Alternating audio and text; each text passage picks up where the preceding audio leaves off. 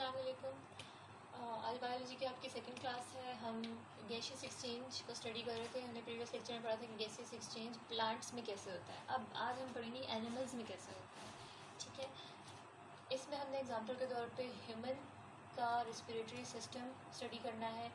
ठीक, अब मैंने आपको लास्ट टाइम ये बताया था कि प्लांट्स में कोई स्पेशलाइज्ड ऑर्गन नहीं होता, कोई स्पेशल स्ट्रक्चर नहीं होता जो कि गैसियस एक्सचेंज के लिए उसके लिए वो हो। लेकिन एनिमल्स के अंदर स्पेशल ऑर्गन्स होते हैं, जैसे डाइजेशन के लिए स्पेशल ऑर्गन्स होते हैं, जैसे नर्वस सिस्टम होता है, जैसे बाकी सिस्टम होते हैं। इसी तरह रिस्पिरेशन के लिए भी या गैसियस एक्सचेंज के लिए भी स्पेशल ऑर्गन सिस्टम है जिसे हम कहते हैं रिस्पिरेटरी सिस्टम। ठीक है, और रिस्पिरेटरी सिस्टम के कितने पार्ट्स हैं?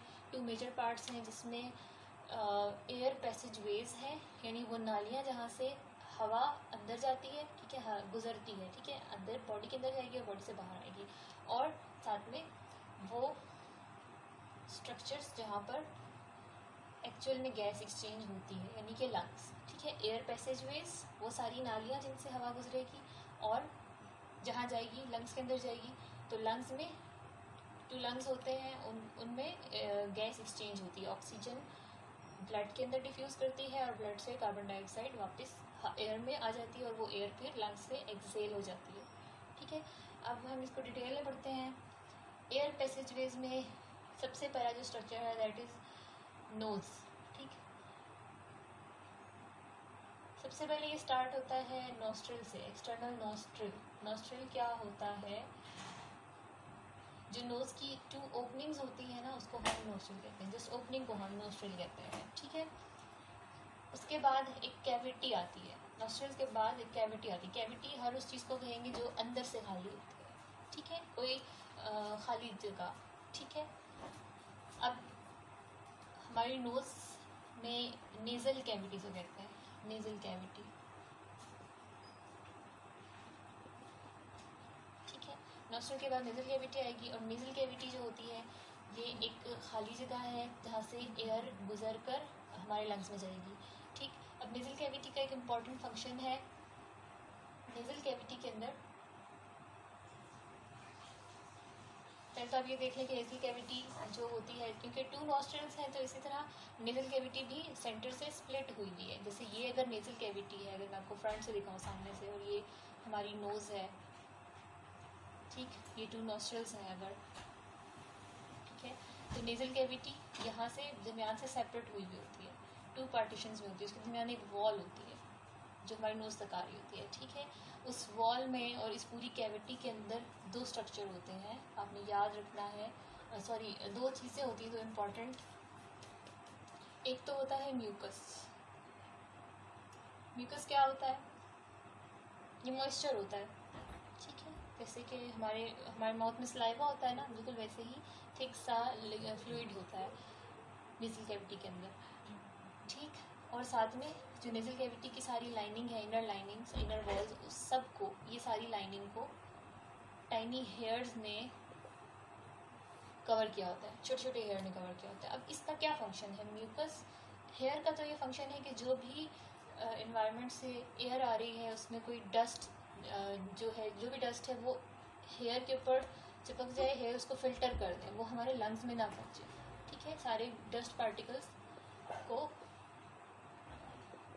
फिल्टर करने के लिए नेज़ल कैविटी में टाइनी हेयर होते हैं। ठीक है, और म्यूकस का क्या काम है? म्यूकस डस्ट भी अपने अंदर रोक लेता है और उसको पास नहीं होने देता, और मेजर इसका जो रोल है टेम्परेचर मेंटेन करना। ठीक है,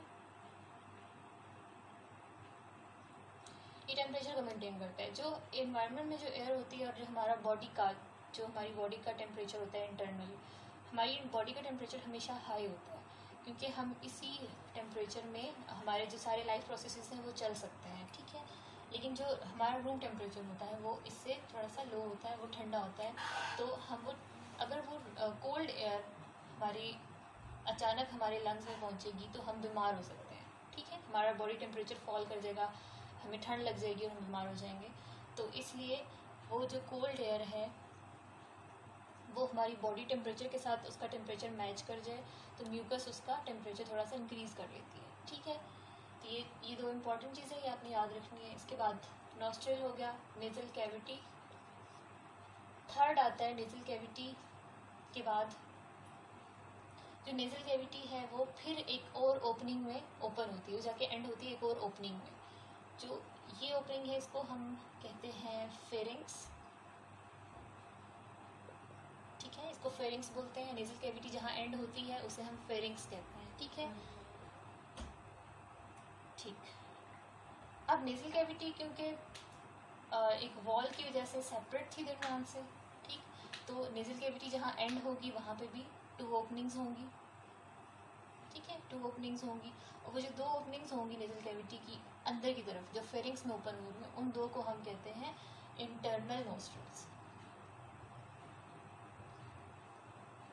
यानी याद रखना ये एक्सटर्नल नोस्ट्रल्स है और नेज़ल कैविटी की वो ओपनिंग्स जो फेरिंग्स में ओपन होती हैं उनको हम कहते हैं इंटरनल नोस्ट्रल्स, ठीक है। अब फेरिंग्स एक ओपनिंग है जो कि माउथ और नोज़ इन दोनों के लिए कॉमन है, ठीक, माउथ और नोज़ दोनों से कनेक्टेड है फेरिंग्स, ठीक। अब फेरिंग्स जाकर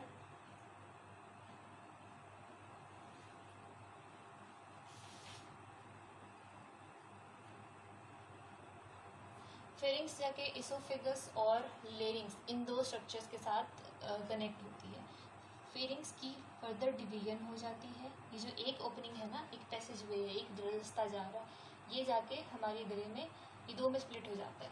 इनमें से जो एक होगा वो फूड पाइप होगा, उसको हम इसोफेगस कहेंगे, ठीक है। वो फूड की तरफ जाएगा, वो डाइजेस्टिव ट्रैक की तरफ चला जाएगा, ये वाला रास्ता, ठीक है, ये वाला सारा, ठीक। फेरिंग्स 2 ओपनिंग्स में डिवाइड हो जाएगी। वन इज इसोफेगस जो कि स्टमक की तरफ लेकर जाएगी फूड को, और दूसरा है लेरिंग्स। अब लेरिंग्स क्या है? लेरिंग्स को हम वॉइस बॉक्स भी कहते हैं। इस लेरिंग्स को वॉइस बॉक्स क्यों कहते हैं? क्योंकि लेरिंग्स एक ओपन स्ट्रक्चर है, ठीक है, यानी ट्यूब की एक ओपनिंग है, ठीक। ये जो ट्यूब जा रही है इसकी ओपनिंग है, विंड पाइप की ओपनिंग है, विंड पाइप है ये, क्योंकि इसमें से एयर मूव करती है ना हमारे लंग्स में, इसको हम विंड पाइप कहते हैं। तो विंड पाइप की जो ओपनिंग है उसमें वहाँ पर एक कार्टिलेज का बना हुआ स्ट्रक्चर होता है, उसे हम कहते हैं लेरिंग्स। और लेरिंग्स के अंदर, लेरिंग्स पर 2 इस तरह से कॉर्ड्स होते हैं। कॉर्ड मतलब डोरियाँ, डोरियाँ जैसे धागा होता है, फाइबर आप कह लो, ठीक है। तो लेरिंग्स के अंदर 2 वोकल कॉर्ड्स होते हैं, 2 फाइबर्स होते हैं जिन्हें हम कहते हैं वोकल कॉर्ड्स, ठीक है। तो जब इसके अंदर से एयर पास करती है, ठीक, तो जब इन वोकल कॉर्ड्स से एयर टकराएगी तो यहाँ से साउंड प्रोड्यूस होगा, इनकी वाइब्रेशन की वजह से, वोकल कॉर्ड्स की वाइब्रेशन की वजह से साउंड प्रोड्यूस होगा। तो इसलिए हम लेरिंग्स को अपना वॉइस बॉक्स कहते हैं, साउंड बॉक्स कहते हैं, ठीक है। यानी हम लेरिंग्स से बोलते हैं, हमारी जो हम जो स्पीच करते हैं ना वो लेरिंग्स की वजह से है, ठीक। अब लेरिंग्स के फ़ौरन बाद ट्रैकिया स्टार्ट हो जाता है। ट्रैकिया ये पूरा पाइप है यहाँ से लेके यहाँ तक का, ये जो पैसेज वे दिखाया जा रहा है ये वाला, ये पूरा ट्रैकिया है, ठीक है। अब यहाँ पे लेरिंग्स के अलावा भी स्ट्रक्चर है। लेरिंग्स से पहले जो ट्रैकिया की ओपनिंग है, जो विंड पाइप है, इसकी जो ओपनिंग है, यहाँ इस ओपनिंग को हम कहते हैं, जो विंड पाइप का माउथ है ना उसको हम कहते हैं ग्लॉटिस, उसको हम ग्लॉटिस बोलते हैं, ठीक है। और ग्लॉटिस के ऊपर एक छोटा सा मसल का पीस होता है, गोश्त का टुकड़ा आप कह लो, ठीक है, मसल का पीस होता है जो मूव कर सकता है, फ्लिप कर सकता है, फिर उठ सकता है इस तरह से, ठीक। ये जो मैंने बनाया, ये जो डार्क है ये वाला, ये क्या करता है कि जब अगर आप खाना खा रहे हो तो ये यूँ करके फ्लिप करके इस विंड पाइप को ढांप लेगा, ठीक है, ताकि विंड पाइप में भी कोई भी वाटर या फूड पार्टिकल ना चला जाए, वो जितना भी फूड है वो सारा सीधा इसोफेगस से स्टमक की तरफ जाएगा, ठीक है। तो ये प्रोटेक्शन के लिए होता है। ग्लॉटिस के ऊपर एक कवरिंग होती है जिसे हम एपिग्लॉटिस कहते हैं, ये जो छोटा सा मसल है एपिग्लॉटिस, ठीक है। नेज़ल कैविटी, नॉस्ट्रल, ठीक है, हम यहाँ तक आ गए। ट्रैकिया, अब देखिए ट्रैकिया क्या चीज़ है। ट्रैकिया एक, ये भी एयर पैसेज वे है, यानी नाली है हवा की, ठीक है। ये जाकर टू में डिवाइड, टू फर्दर जो ट्रैक्स में डिवाइड हो जाती है, टू फर्दर छोटी छोटी जो होती हैं ओपनिंग एयर पैसेज वेज, उसमें डिवाइड हो जाती है, ठीक। ट्रैकिया को विंड पाइप कहते हैं, ये भी आपने याद रखना है। ट्रैकिया के इर्द गिर्द सी शेप में, इस तरह से सी शेप में कार्टिलेज के रिंग्स होते हैं। कार्टिलेज को हम सॉफ्ट बोन कहते हैं ना, ठीक है, उसके रिंग्स होते हैं। ये क्या करते हैं कि जब आप यहाँ से, जब आप प्रेशर से, अब आप अपनी चेस्ट कैविटी से प्रेशर लगाते हो तो एयर आपकी नोस्ट्रिल से अंदर आती है ना, तो जब आप प्रेशर लगा रहे हो तो उस टाइम पे ये जो विंड पाइप है ये जुड़ ना जाए, इसकी वॉल्स यूँ जुड़ ना जाए, कोलैप्स ना कर जाए, इस चीज़ से बचाने के लिए इसमें कार्टिलेज होती है, ठीक है। सी शेप में कार्टिलेज के बैंड्स होते हैं, ठीक, ये आपने याद रखना है। अब जब एयर नोस्ट्रिल से, इस कैविटी से, फेरिंक्स से गुजर कर ट्रैकिया में एंटर होती है, तो उसके बाद ये टू डिफरेंट ट्यूब्स में डिवाइड हो जाती है। ट्रैकिया टू ट्यूब्स में डिवाइड हो जाती है, टू स्मॉल ट्यूब्स में डिवाइड हो जाती है, और उन दोनों ट्यूब्स को हम कहते हैं ब्रोंकाई, ठीक है। ये दोनों ब्रोंकाई है। ब्रोंकाई हमेशा टू होते हैं, आपने याद रखना है, ठीक है। अब जो ये ब्रोंकाई भी सिंपल एयर की ट्यूब्स हैं जो कि एयर को लेके लंग्स की तरफ जाएंगे, ठीक। तो हर एक जो ब्रोंकस है, सिंगुलर को ब्रोंकस कहते हैं, जो हर एक ब्रोंकस है, ये लेफ्ट वाला, ये राइट वाला, ये दोनों एक एक लंग की तरफ एयर को ले जाते हैं, ठीक है। अब जो ब्रोंकस है, यानी जो ब्रोंकाई हैं दोनों, ये क्या करेंगे, ये फर्दर छोटी छोटी ट्यूब्स में, लंग्स के अंदर जाके ये फर्दर छोटी छोटी ट्यूब्स में डिवाइड हो जाएंगे, जिनको हम कहेंगे ब्रोंक्यूल्स, ठीक है। छोटी छोटी ट्यूब्स होंगी, इनको हम कहेंगे ब्रोंक्यूल्स, ठीक। ये ब्रोंकाई की डिवीजन है, ठीक है। अब आपने याद रखना है कि ये जो कार्टिलेज है, कार्टिलेज के रिंग्स हैं, कार्टिलेज के बैंड्स हैं, ये ट्रैकिया से स्टार्ट होते हैं, ब्रोंकाई में भी होते हैं और ब्रोंक्यूल्स में भी होते हैं, लेकिन जब ब्रोंक्यूल्स फर्दर छोटी छोटी ट्यूब्स में डिवाइड हो जाते हैं, ब्रोंक्यूल्स बहुत सारी और नैरो ट्यूब्स में डिवाइड होते रहते हैं। जब ये बहुत नैरो हो जाते हैं तो वहाँ जाके ये जो कार्टिलेज है, कार्टिलेज के रिंग्स हैं, कार्टिलेज के बैंड्स हैं, वो ख़त्म हो जाते हैं। कार्टिलेज के बैंड्स यहाँ पे जो मेजर ट्यूब्स हैं उसमें होते हैं, लेकिन जब ये ट्यूब्स बहुत स्मॉल हो जाती हैं, ब्रोंक्यूल्स बहुत स्मॉल हो जाते हैं, बहुत नैरो हो जाते हैं, तो वहाँ पे वहाँ पे कार्टिलेज की ज़रूरत होती है, वहाँ कार्टिलेज नहीं होता, ठीक है। आपने याद रखना है कि जब ब्रोंक्यूल्स फर्दर डिवाइड करते हैं तो ये मज़ीद नैरो, बहुत छोटी छोटी सी नालियाँ बनाते हैं, बहुत सारी, ठीक है। वो जो नालियाँ होती हैं उनको हम कहते हैं एल्वियोलर डक्ट। डक्ट का वर्ड नाली के लिए या पैसेज वे के लिए यूज़ होता है, ठीक है, डक्ट नाली, ठीक। Alveolar duct, trachea, bronchi, bronchi के बाद ब्रोंक्यूल्स, और ब्रोंक्यूल्स से भी स्मॉल जो डक्ट्स हैं उन्हें हम कहते हैं एल्वियोलर डक्ट्स, ठीक है। अब जो हर एल्वियोलर डक्ट है वो एक छोटी सी एयर सैक में जाके एंड हो जाती है, ठीक है, इस तरह से छोटी सी एयर सैक। एयर सैक क्या होती है, एक छोटा सा एम्प्टी सा पाउच होगा, ठीक है, पाउच सा होगा जो दूसरी तरफ से तो वो उसका सिर्फ उसकी एक ओपनिंग होगी, पाउच मीन्स उसकी सिर्फ एक ओपनिंग है जो एल्वियोलर डक्ट की तरफ खुलती है, ठीक है।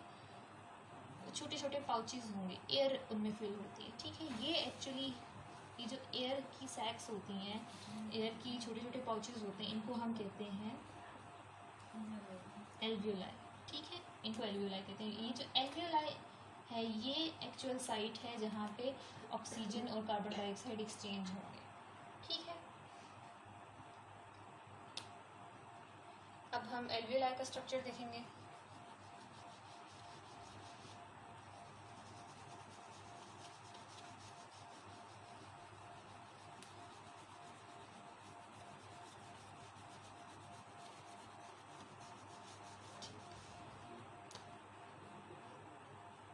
ये हो गई एल्वियोलर डक्ट, ठीक है। और इस तरह से करके ये पाउच हो गया, एयर पाउच, एल्वियोलाई होगा ये पूरा।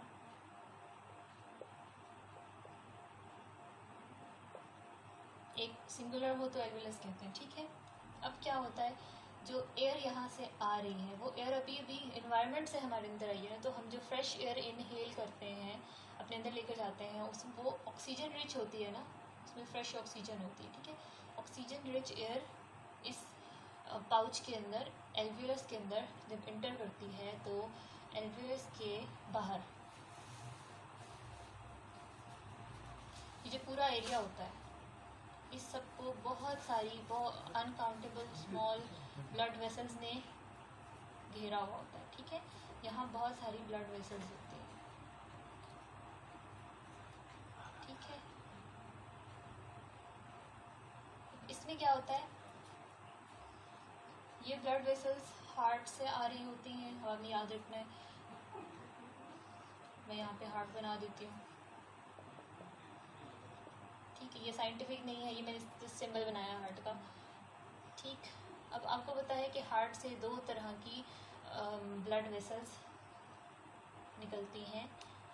एक तो वो जो हार्ट से ब्लड लेकर हार्ट से दूर जाती है, ठीक है।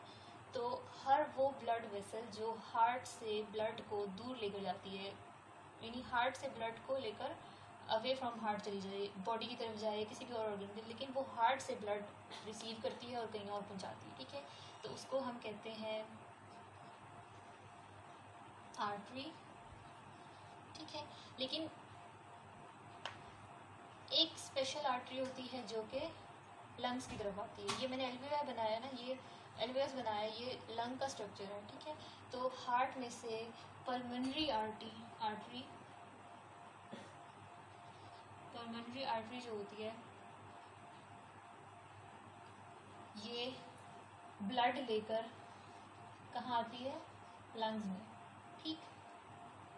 अब अगर हार्ट से लंग्स में ब्लड आ रहा है तो हार्ट के पास तो ऑक्सीजन नहीं होती, फ्रेश ऑक्सीजन कहाँ आ रही है, लंग्स में आ रही है ना। तो ये तो जाहिर सी बात है कि वो जो ब्लड लंग्स में आ रहा है उसके पास ऑक्सीजन कम होगी, लेकिन जो लंग्स के अंदर एयर है वहाँ ऑक्सीजन बहुत ज़्यादा होगी, ठीक है। तो वो जो ऑक्सीजन रिच एयर है उसमें से सारी जो ऑक्सीजन है, मैक्सिमम ऑक्सीजन इस ब्लड में डिफ्यूज़ कर देगी, ठीक है। ये जो पल्मोनरी आर्टरी है ये आहिस्ता आहिस्ता डिवाइड होगी, छोटी वेसल्स बनाएगी, उन्हें हम कहेंगे आर्ट्रियोल्स, ठीक है। आर्ट्रियोल्स फर्दर डिवाइड होंगी तो वो कैपिलरीज बनाएंगी। कैपिलरीज स्मॉलेस्ट होती हैं, कैपिलरी स्मॉलेस्ट ब्लड वेसल्स होती हैं, ठीक है।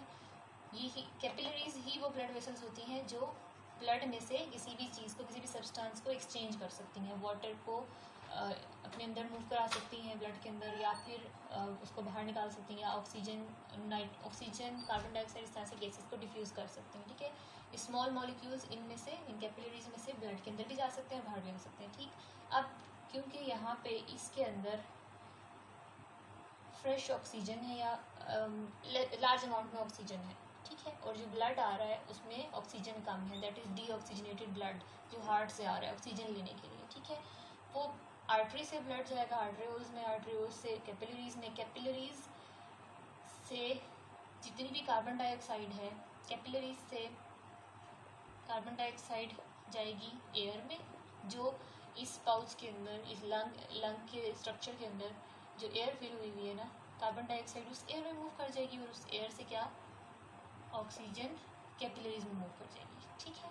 तो वो ब्लड के अंदर ऑक्सीजन ऐड हो गई, ब्लड ऑक्सीजनेटेड हो गया, ठीक है, फ्रेश हो गया वो। अब क्या होगा, वही कैपिलरीज कंबाइन होके वेन्यूल्स बनाएंगी, ठीक है, स्मॉल वेन्स जिनको कहते हैं, वेन्यूल्स बनाएंगी, फिर वो वेन्यूल्स कंबाइन होके यानी लार्ज होकर पल्मोनरी वेन बनाएंगी,